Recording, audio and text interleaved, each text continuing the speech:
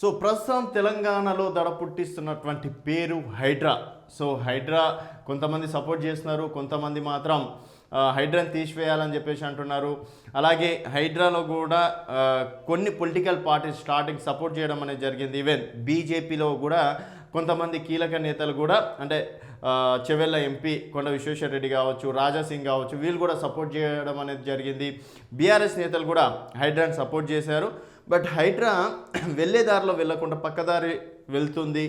చాలామంది పేద ప్రజల జీవితాలతోటి ఆడుకుంటుంది. వారికి సరైన న్యాయం చేకూర్చిన తర్వాత కూల్చివేస్తే బాగుంటుంది. చిన్న చిన్న పిల్లలు ఉన్నప్పటికీ కూడా హైడ్రా ఎటువంటి కనకరం చూపించకుండా కూల్చివేతలు అనేది కూడా చాలా దారుణం అని చెప్పేసి కూడా అంటున్నారు. అలాగే హైడ్రాని రద్దు చేయాలని చెప్పేసి కూడా ఇప్పుడు ఒక వ్యక్తి నిన్న హైకోర్టుని ఆశ్రయించడం అనేది జరిగింది. హైడ్రాని రద్దు చేయండి, చట్టబద్ధతను సవాల్ చేస్తూ హైకోర్టులో పిటిషన్, ప్రభుత్వానికి నోటీసులు జారీ. చెరువులు, జలాశయాలు, ప్రభుత్వ భూములను కబ్జాల నుంచి కాపాడేందుకు ఏర్పాటు చేసిన Hyderabad disaster response and asset protection ఏజెన్సీపై హైకోర్టులో పిటిషన్ దాఖలైంది. కాంగ్రెస్ ప్రభుత్వం హైడ్రాను ఏర్పాటు చేస్తూ 19 జూలై 2024 తీసుకొచ్చిన జీవో 99 చట్టబద్ధతను సవాల్ చేస్తూ పిటిషన్ దాఖలైంది. జిహెచ్ఎంసీ యాక్ట్ కాదని హైడ్రాకి ఎలా అధికారాలు ఇస్తారని అడిగారు. అలాగే జిహెచ్ఎంసీ యాక్ట్ ప్రకారం జిహెచ్ఎంసీకి ఉన్న అధికారాలను మరొక అథారిటీకి ఇవ్వకూడదని లక్ష్మి అనే మహిళ పిటిషన్ దాఖలు చేశారు. హైడ్రా ఏర్పాటు నిబంధనలకు విరుద్ధంగా జరిగిందని పేర్కొన్నారు. జీవో 99 ప్రకారం హైడ్రాకు ఆల్ ఇండియా సర్వీసెస్ అధికారి లేదా ప్రభుత్వ కార్యదర్శి అధికారికంగా ఉండాలని, కానీ ప్రస్తుతం హైడ్రాకు ఆల్ ఇండియా సర్వీసెస్ అధికారి కానీ వ్యక్తిని నియమించారని హైడ్రా చట్టబద్ధతను రద్దు చేయాలని పిటిషనర్ కోరారు.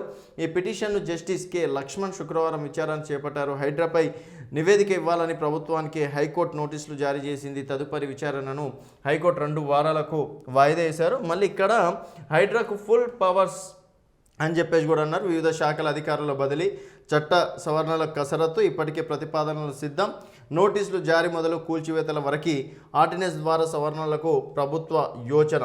సో ఇక్కడ ప్రభుత్వం వచ్చేసి హైడ్రాకి ఫుల్ సపోర్ట్ చేస్తుంది. అలాగే వారికి సంబంధించి కొత్త అధికారులను కావచ్చు, ఆర్టీఓ అధికారులు కావచ్చు, వారిని కూడా అంటే ఇక్కడ హైడ్రాకి వారిని అప్పగిస్తుంది. ఇక్కడ మాత్రం హైడ్రాలో నియమించాల్సినటువంటి తీరుగా నియమించలేదు.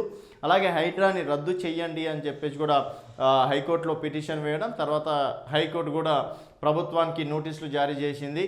మీరు ఏ నిబంధన ప్రకారం హైడ్రా అని అంటే హైడ్రా అనే సంస్థను తీసుకొచ్చారు, ప్రస్తుతం ఏం చేస్తుంది అనే వివరణ కూడా కోరడం అనేది జరిగింది.